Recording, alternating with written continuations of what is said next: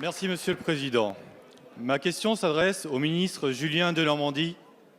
Monsieur le ministre, ils s'appellent Olivier, Edmond, Isabelle, Lounès, Bruno et font partie de la centaine de SDF français que vous ne croiserez plus sur les trottoirs de nos villes car ils sont décédés cette année.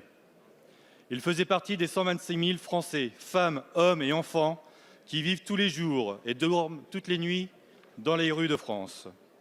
125 000 destins brisés, une vie de souffrance, d'exaspération, de désillusion, un fléau qui peut toucher chacun d'entre nous demain.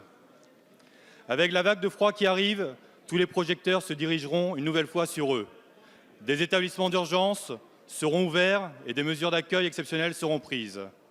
Mais après une nuit au chaud, ces déboutés de la société retourneront à leur triste quotidien dans la rue. Combien d'entre eux ne reverront jamais les couleurs du printemps? Notre société a fabriqué ces oubliés, enfants de la République, pour laquelle la valeur fraternité est quotidiennement bafouée.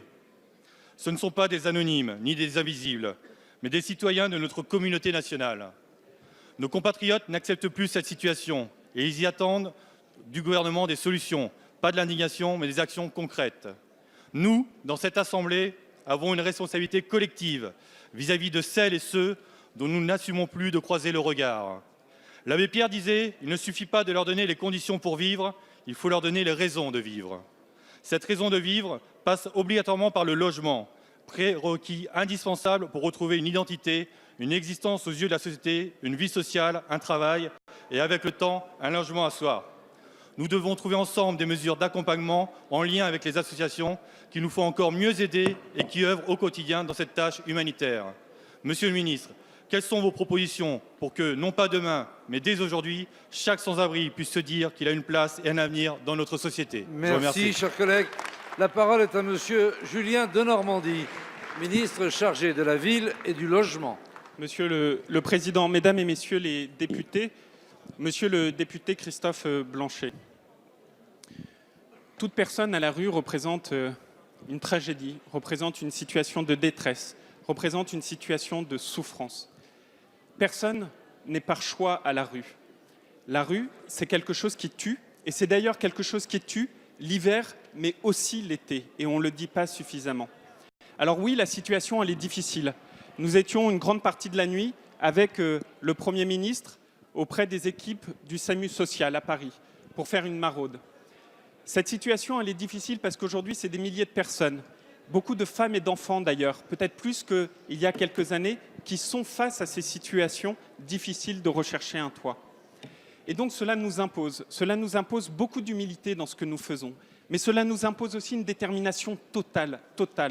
Et ce que je peux vous dire, c'est premièrement, jamais un gouvernement, et je ne m'en satisfais pas, mais jamais un gouvernement n'a fait un tel effort pour ouvrir des places d'hébergement d'urgence. Jamais. Aujourd'hui, c'est 135 000 places qui sont ouvertes. Pendant l'hiver, c'est jusqu'à 14 000 places supplémentaires qui seront ouvertes. Et puis le deuxième élément qui est essentiel, c'est le aller vers. C'est aller à la rencontre de toutes celles et ceux qui sont dans ces situations de détresse. On va renforcer les maraudes. C'est 5 millions d'euros que cette majorité a voté dans le dernier loi de finances pour renforcer les maraudes. Parce que ce aller vers, ce travail fait par les associations, ce travail fait par les travailleurs sociaux et les infirmiers, il est essentiel.